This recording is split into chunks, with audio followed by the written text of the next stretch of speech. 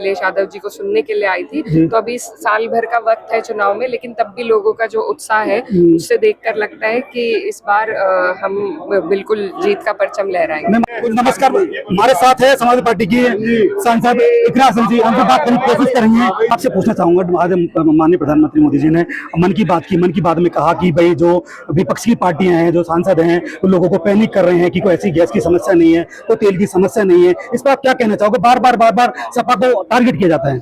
अगर पैनिक हम करा रहे हैं, अगर ऐसी कोई समस्या नहीं है, तो क्यों दाम बढ़ रहे हैं एलपीजी के? ये सवाल आप उनसे पूछिए। वो सिर्फ एक तरफा अपने टीवी से बैठ के मन की बात कर देते हैं, कभी जनता की मन की बात भी सुनते हैं वो। और सिर्फ अगर ऐसी कोई सिचुएशन नहीं है तो एलपीजी क्यों 22 से बढ़ाकर 40 दिनों में देने का वो कर दिया है? कमर्शियल बंद हो गए हैं। आप जाके, आप पत्रकार हैं, आप घूमिए जाकर, जो बिजनेसेस हैं वो बंद हो रहे हैं, खाने पीने के जो रेस्टोरेंट हैं वो बंद हो रहे हैं, सारे कमर्शियल यूज पे रोक लगा दिए। या 5 ब्लैक मार्केट में 5-5, 6-6 हजार का सिलेंडर मिल रहा है। तो ये हम लोग नहीं इस हालात को बना रहे, ये हालात हैं। ये लोग सिर्फ झूठ बोलने का काम करते हैं, झूठ बोल के बरगलाने का काम करते हैं। क्यों उन्होंने कहा फिर कि कोविड जैसे हालात है? कोविड तो एक बहुत बड़ी आपदा थी। अगर प्रधानमंत्री जी को लगता है हम झूठ बोल रहे हैं, तो उन्होंने सदन से क्यों कहा कि कोविड जैसे हालात है? कोविड जैसे हालात है, और ये सिर्फ और सिर्फ इस सरकार की फॉरेन पॉलिसी की फेलियर की वजह से, जिस तरीके से ये नतमस्तक अमेरिका के सामने हुए हैं, इजराइल के सामने हुए, इसलिए हमारे साथ ये संकट, हमारे देश पर ये संकट आया। उस वक्त उन्होंने हमारी मदद करी थी जब यूएन में बाकी सब लोगों ने कश्मीर के विषय पे पाकिस्तान का साथ दिया था, ईरान ने हमारा साथ दिया था।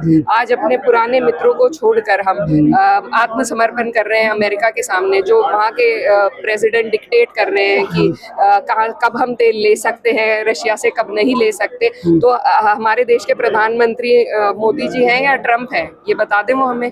तो ऐसी ये बिल्कुल फेलियर है, इस सरकार की फॉरेन पॉलिसी का फेलियर है। और ये झूठ बोलते हैं जनता को, बरगलाते हैं जनता को कि हालात हम पैनिक क्रिएट कर रहे हैं। पैनिक असल में है उस समस्या का समाधान करने की बजाय ये फिर से वही झूठे बातें फैलाने का काम करते हैं। इनके बस का ये जो आपने बोला, गृह मंत्री साहब ने सवाल किया था कि आपने पैनिक की बात बोले, विपक्ष कर रहा है, वो बोले कि साइकिलिंग बढ़ गई है, साइकिलिंग 10 दिन की थी, अब साइकिलिंग 40 दिन की हो गई है, इसलिए थोड़ा पैनिक दिक्कत आ रही है। तो क्यों आ रही है? कोई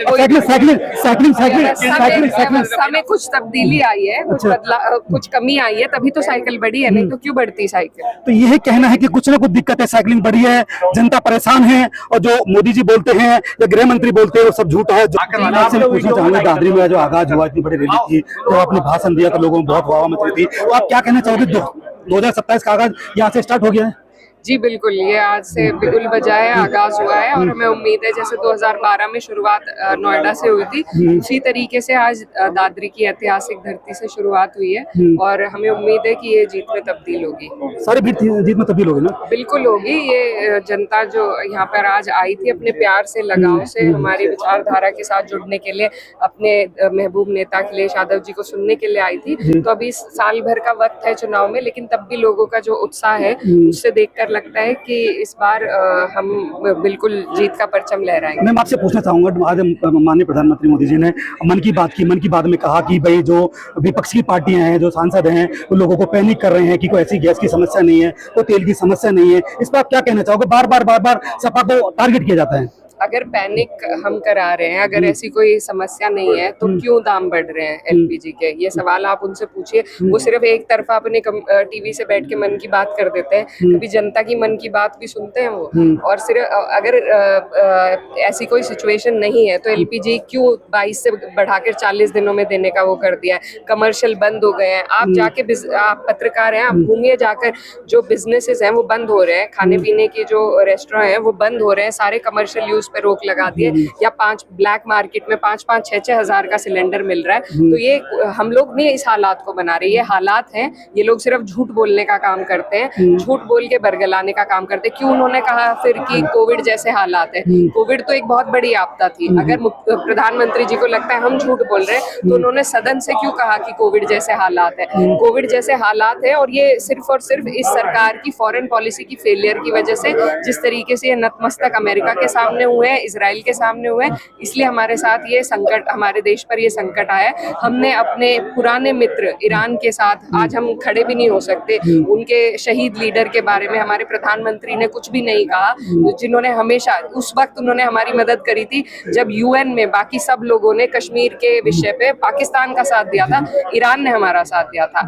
आज अपने पुराने मित्रों को छोड़कर हम आत्मसमर्पण कर रहे हैं अमेरिका के सामने, जो वहाँ के प्रेसिडेंट डिक्टेट कर रहे हैं कि कब हम तेल ले सकते हैं रशिया से, कब नहीं ले सकते। तो हमारे देश के प्रधानमंत्री मोदी जी हैं या ट्रम्प है, ये बता दें वो हमें। तो ऐसी ये बिल्कुल फेलियर है, इस सरकार की फॉरेन पॉलिसी का फेलियर है, और ये झूठ बोलते हैं जनता को, परगलाते हैं जनता को कि हालात हम पैनिक क्रिएट कर रहे हैं। पैनिक असल में है उस समस्या का समाधान करने की बजाय ये फिर से वही झूठे बातें फैलाने का काम करते हैं। इनके बस का लास्ट क्वेश्चन होगा मेरा। मैं ये जो आपने बोला, आपने गृह मंत्री साहब ने सवाल किया था कि आप पैनिक की बात बोले पेपर्स कर रहे हैं, वो बोले कि साइकिलिंग बढ़ गई है, साइकिलिंग 10 दिन की थी, अब साइकिलिंग 40 दिन की हो गई है, इसलिए थोड़ा पैनिक दिक्कत आ रही है। तो क्यों आ रही है? कोई समय कुछ तब्दीली आई है, कुछ कमी आई है, तभी तो साइकिल बढ़ी है, नहीं तो क्यों बढ़ती साइकिल? तो यही कहना है कि कुछ ना कुछ दिक्कत है, साइकिलिंग बढ़ी है, जनता परेशान है, और जो मोदी जी बोलते हैं या गृह मंत्री बोलते हैं वो सब झूठा है, जोंधा है। ऐसी खबर देखने के लिए हमारे channel subscribe, like, share, comment जरूर करें, और अपना कमेंट जरूर दे। जो आपके कमेंट है वो हमारी ताकत है, जो हम खबर दिखाते हैं। हर खबर पाइए सीधा अपने मोबाइल पर।